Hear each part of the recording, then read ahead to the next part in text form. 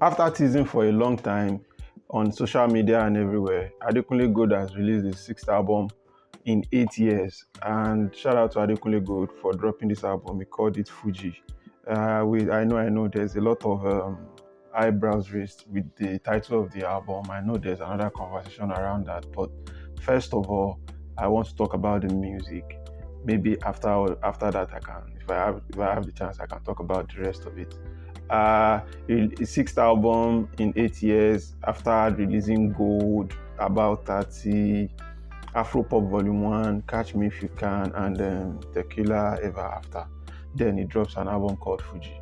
In all these years, he has had different phases, different branding. I mean, he went from Adekunle Gold, the gentle guy, went into AG Baby, the, how do I call it, the what's up guy.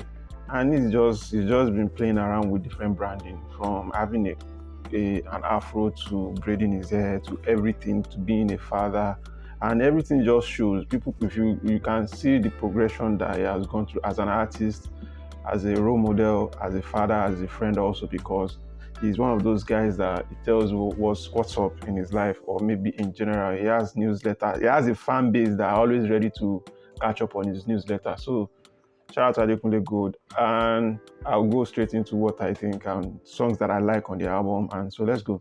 First of all, I think Big Fish was a very good intro for the album, because at the start of it we heard Lefty Salami with the Sakara music, sampled it, he did it, and it was very braggadocious on it, very hip hop-ish. It feels like semi-rap when you listen to the intro. I love it. I like it. I think it's a very good way to start an album, even if you don't know what you are going to get. I mean, a bit of Sakara and every other infusion into it gives some certain excitement, and also to say, okay, get ready for me. So, a big fan of it. So, another song that I like after maybe like two tracks, because some of the songs, for example, Don Corleone is a good song, but I just don't know where to place it.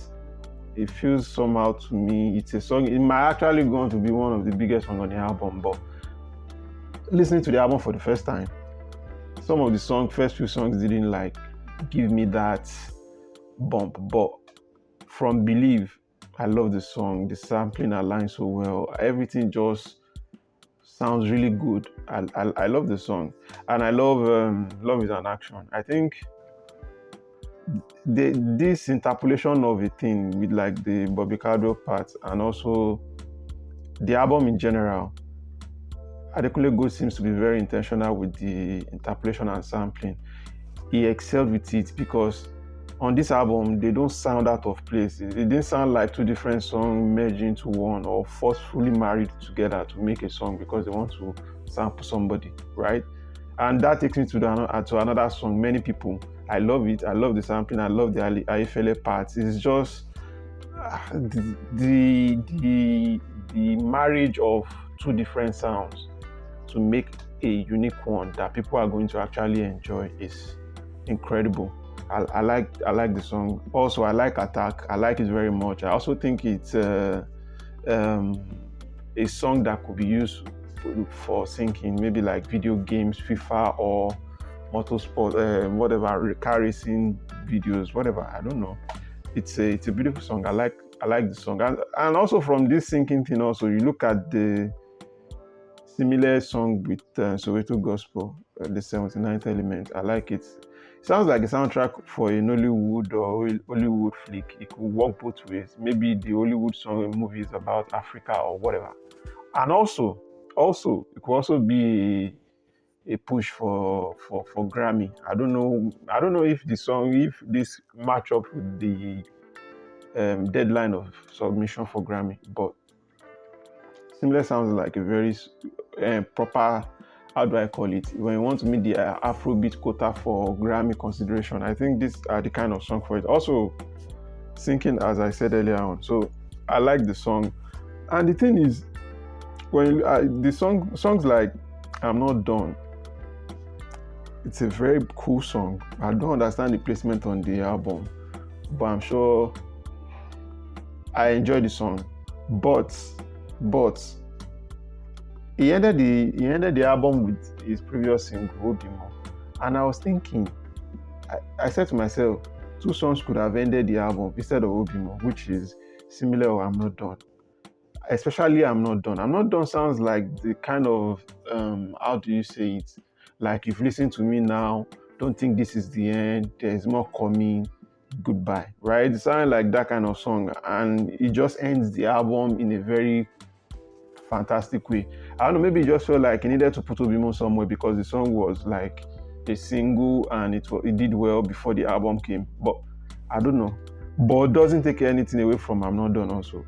Maybe not my favorite pick on the album, but it's a very good song. I think it should have ended the album with I'm Not Done. I don't know about the placement or the people in charge or the A&R. Shout out to everybody that worked on this album, because it's a very good album, enjoyable album. I see myself going back to it.